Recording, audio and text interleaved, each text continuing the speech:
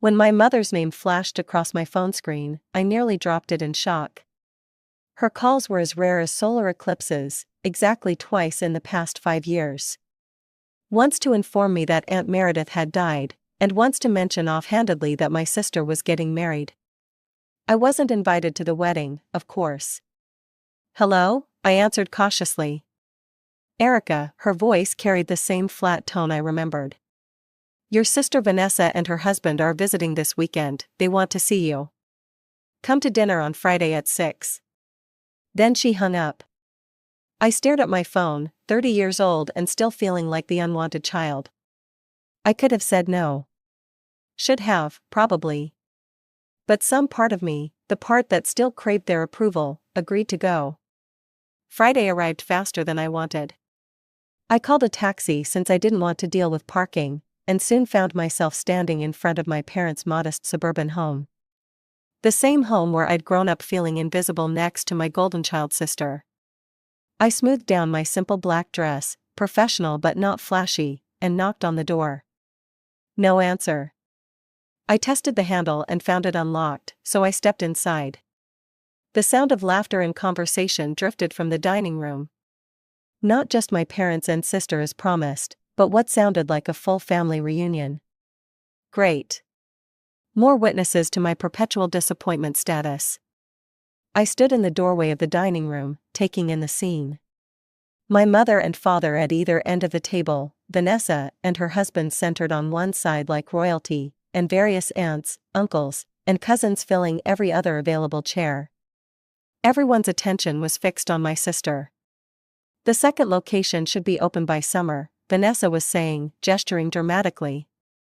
"Brian's business is just exploding, aren't you, honey?" Brian, her husband, nodded smugly. He owned a car repair shop, something I knew only because cousin Amy occasionally texted me family gossip. "And Caleb is already saying full sentences," Vanessa continued, referencing her 2-year-old son. "The pediatrician says he's advanced for his age." My mother beamed with pride, Dad nodded approvingly. The assembled relatives made appropriate noises of admiration. No one had noticed me yet. I stood awkwardly in the doorway, scanning for an empty seat and finding none, typical. I wasn't even expected to stay. Then Vanessa's eyes landed on me, and her smile shifted, still there, but different somehow, sharper.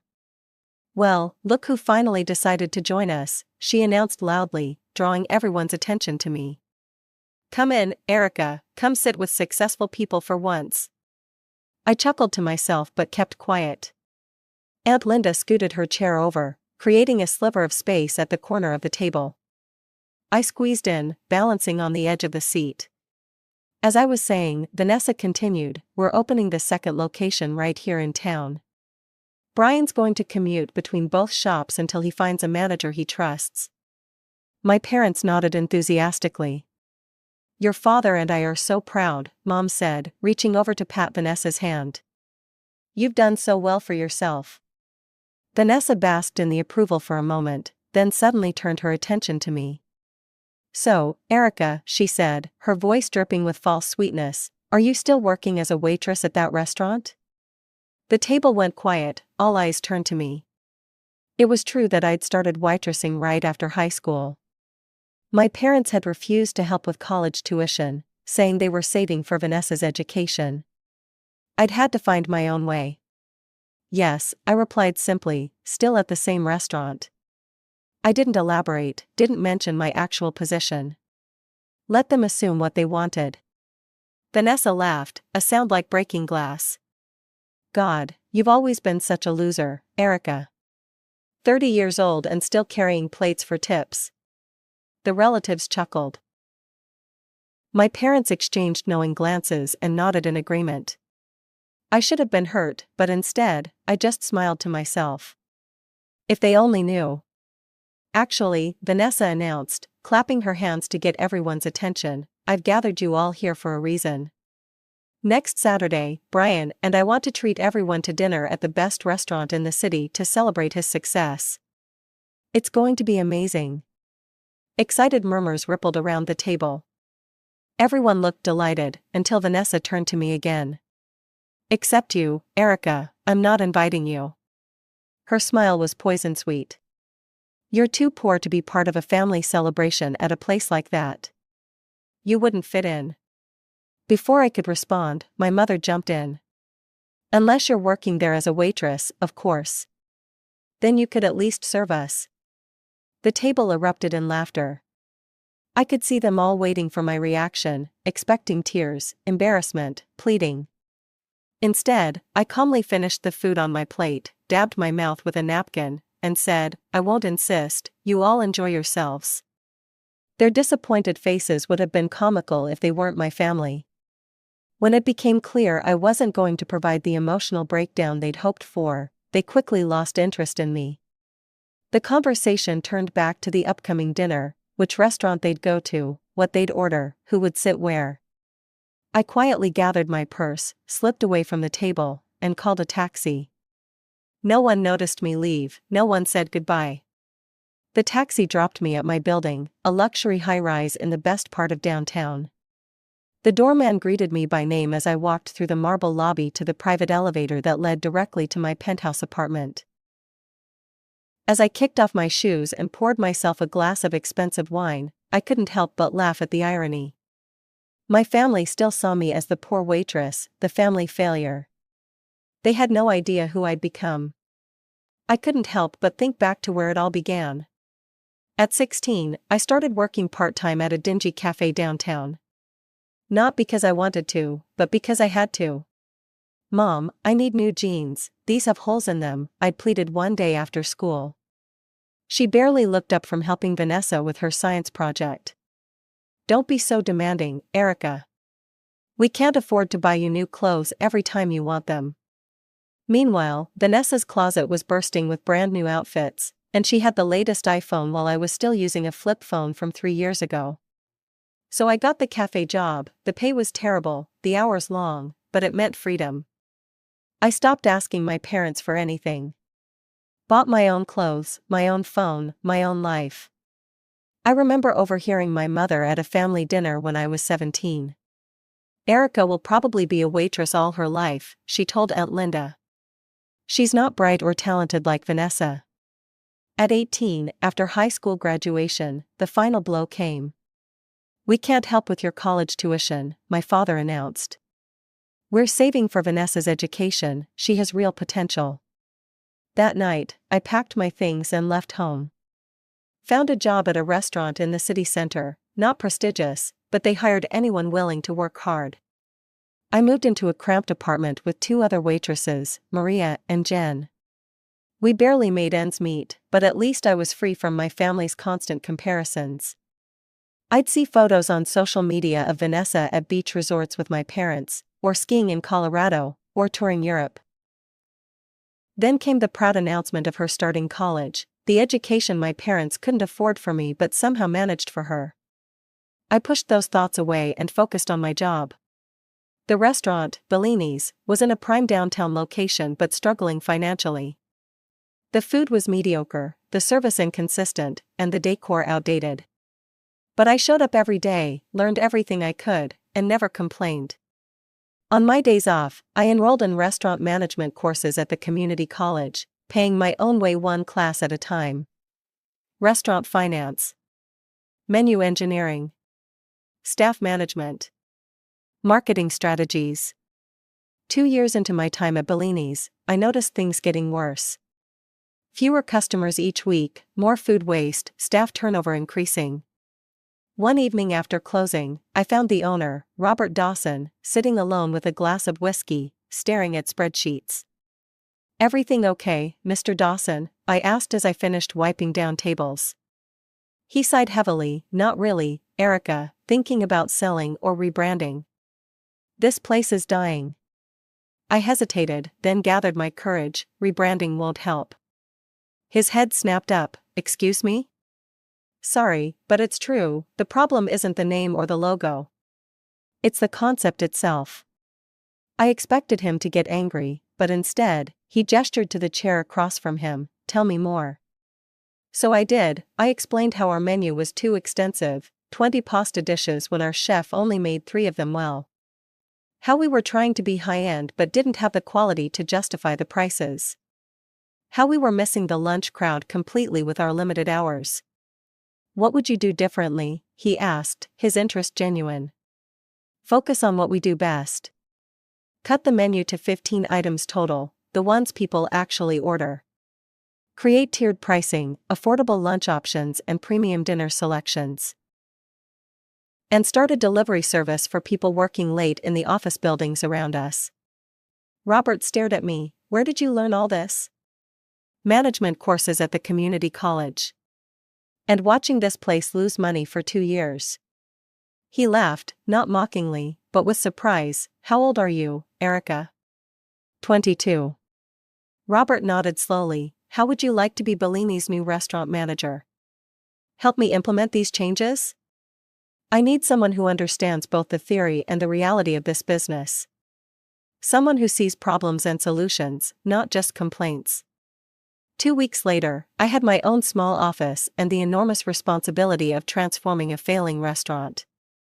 It was terrifying and exhilarating. I worked 18-hour days, redesigning menus, retraining staff, establishing new systems, and overseeing a modest renovation that made the place feel contemporary without being trendy. 6 months later, Bellini's had lines out the door. Our delivery service was running nonstop during lunch and dinner.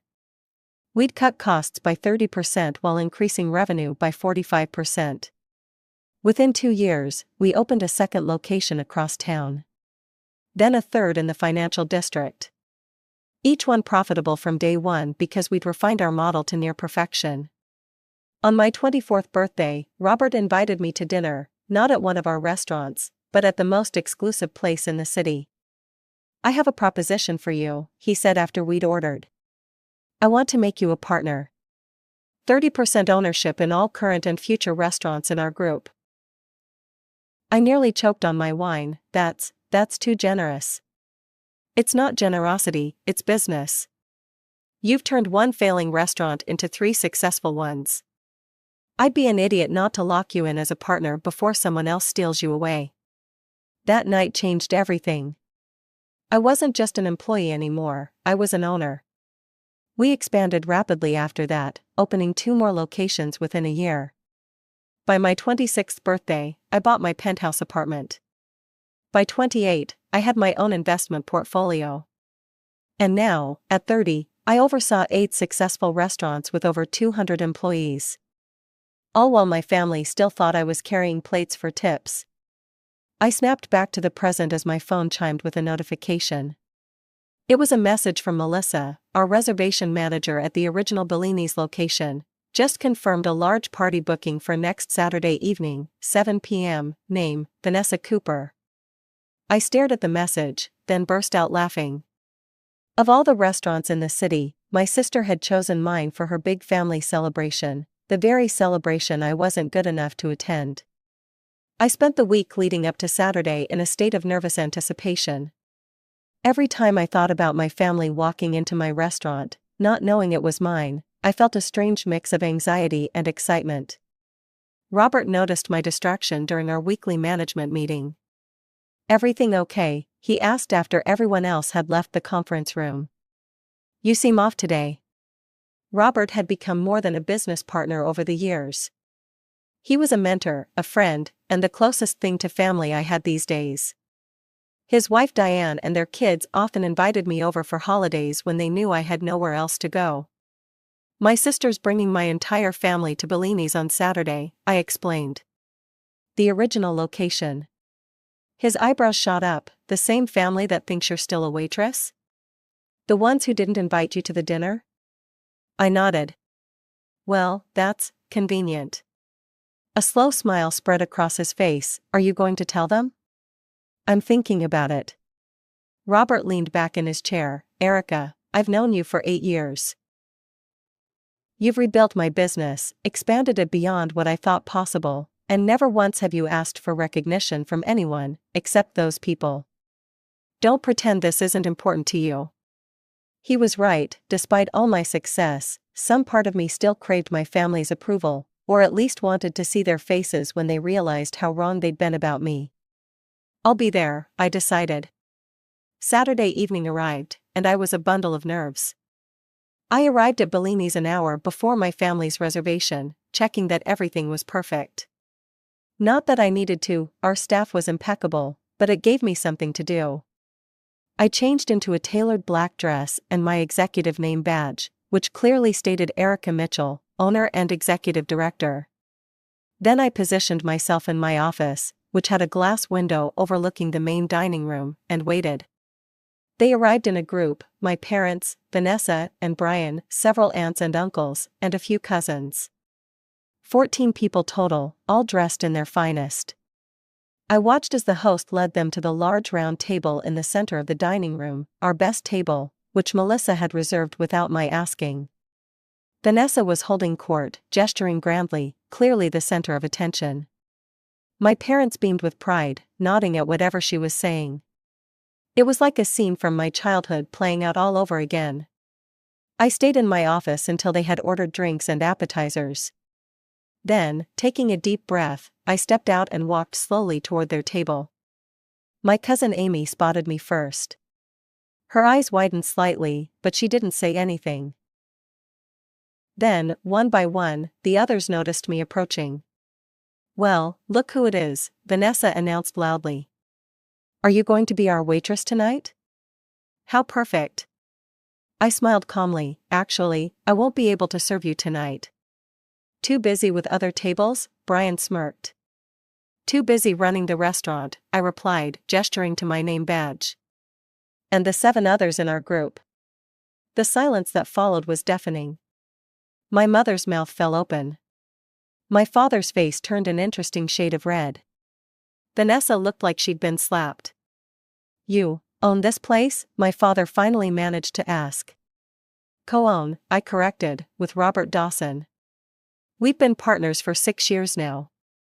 "But you said you were still working at the same restaurant," my mother said accusingly. "I am, I just didn't specify my position." I shrugged. "You never asked." Aunt Linda, who had made space for me at the family dinner, was the first to recover. "Erica, this is wonderful, the restaurant is beautiful.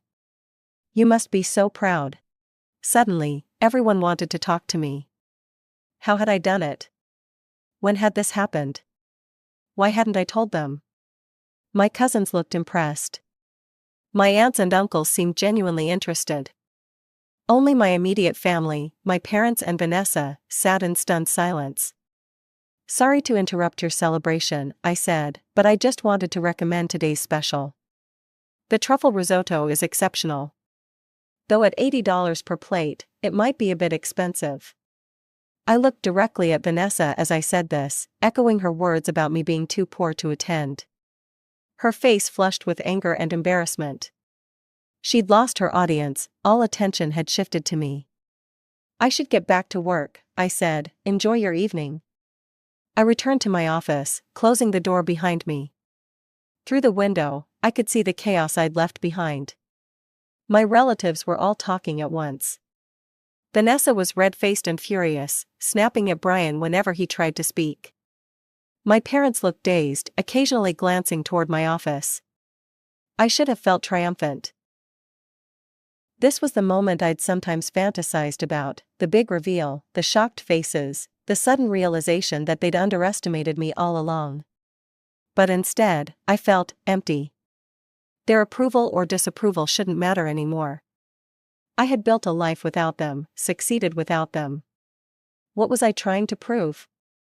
I turned away from the window and focused on my laptop, reviewing plans for our newest location. We were expanding to another city next month, our first venture outside the metropolitan area. There was still so much work to do. An hour later, as my family was finishing their desserts, my office phone rang. It was the host station. "Ms. Mitchell, your parents are asking to speak with you before they leave." I hesitated, then agreed to see them. They entered my office nervously, looking around at the awards on the walls, the framed restaurant reviews, the photos of me with Robert at each grand opening. "This is quite impressive, Erica," my father said stiffly. "Thank you. We'd like to have dinner with you sometime," my mother added. "At your home. We'd love to see where you live now." I knew exactly what was happening. Suddenly, I wasn't the family failure anymore. I was successful, wealthy, worth acknowledging, worth knowing. "I'm sorry, but I'm extremely busy right now," I told my parents. "Opening a new location takes all my attention. Have a good night." After they left, I watched through my office window as the family gathered outside the restaurant. My sister was gesturing wildly, clearly upset that her big celebration had been overshadowed. My parents looked shell-shocked. The rest of the relatives kept glancing back at the restaurant, probably still processing what had happened. The next morning, Sunday, I woke to 3 missed calls from my parents and a text message asking when we could meet. I didn't respond. Monday brought 5 more calls and a voicemail from my mother suggesting lunch at any restaurant you choose, darling. Tuesday, it was my father, saying they were so proud and wanted to be part of my life again. By Wednesday, the calls came from aunts and uncles too. Cousin Amy texted that everyone was talking about me, amazed by my success. Aunt Linda called to say she'd always believed in me, a convenient revision of history. On Thursday morning, as I was reviewing applications for a new chef position, my phone rang with an unknown number. Against my better judgment, I answered, "Erica Mitchell." "Erica, it's Brian, your sister's husband." "That was unexpected. What can I do for you, Brian?" "I'll get right to the point. I'm expanding my auto repair business, as you know. The bank is being difficult about the loan. I was hoping you might be willing to lend us $50,000 as a family investment." I nearly laughed out loud. "And why would I do that?" "Well, we're family," he said, as if that explained everything. "And it would mean a lot to Vanessa. She's been upset since Saturday night." I bet she had, her moment of glory, ruined by the sister she'd spent years dismissing as worthless. "I'm not interested in investing in your business, Brian. But I wish you luck with the bank." "Come on, Erica, you've got money now. Wouldn't kill you to help out your sister." The same sister who publicly called me a loser and said I was too poor to attend her dinner? That sister? There was a pause. She didn't mean that, you know how Vanessa gets. Unfortunately, I did know. I'd spent my childhood and teenage years knowing exactly how Vanessa got, entitled, cruel, and perpetually enabled by our parents. My answer is no, don't call again. I hung up. Less than an hour later, Vanessa herself called. "You selfish bastard," she spat without preamble. "You've always been jealous of me, and now you're getting back at me by refusing to help Brian." "I'm not jealous of you, Vanessa, I never was." "Then why won't you lend us the money? You can clearly afford it. You just want to see us suffer." I took a deep breath. I spent years being ignored by this family. Years being told I wasn't good enough, smart enough, or worthy enough. Now that I have something you want, you suddenly remember I exist. There was a long silence. "Fine," she finally said, "be that way. Everyone's talking about how money has made you cold and mean. How you think you're too good for your family now." I almost laughed at the twisted logic. "Goodbye, Vanessa." I blocked her number immediately afterward. The next few weeks passed in a blur of work. We finalized plans for the new location, hired key staff, and refined our menu for the different market. Robert and I spent long days in meetings and longer nights worrying about 1,000 details. My family continued their campaign of reconciliation. Flowers arrived at my office. My mother left tearful voicemails. My father sent an email reminiscing about my childhood accomplishments he'd never acknowledged at the time. I ignored them all. "You know," Robert said one evening as we reviewed design plans for the new location, "you could just meet with them once, get it over with." I looked up from my laptop. "Why would I do that?" "Because they're not going to stop, and it's distracting you." He wasn't wrong. Despite my best efforts to focus solely on our expansion, thoughts of my family kept intruding, memories of past slights, fantasies of telling them exactly what I thought, imagined conversations where they apologized for years of dismissal and favoritism. What would I even say to them? Robert shrugged. "The truth. That you built this life without them, and you don't need them in it now." Or that you want a relationship, but only on new terms. Either way, closure might help you move forward. Maybe, I conceded, but not yet. We have too much work to do. And we did. The new location was a massive undertaking, our biggest yet. We were creating not just a restaurant but a culinary event space with private dining rooms, cooking classes, and a rooftop bar. It was ambitious, expensive, and exactly the challenge I needed. On the day we finalized the lease, Robert and his wife Diane took me out to celebrate. To new beginnings, Diane toasted, raising her glass. And to the best business partner Robert could have found. I still can't believe you were only 22 when you pitched me that restaurant overhaul, Robert added. Smartest decision I ever made was listening to you.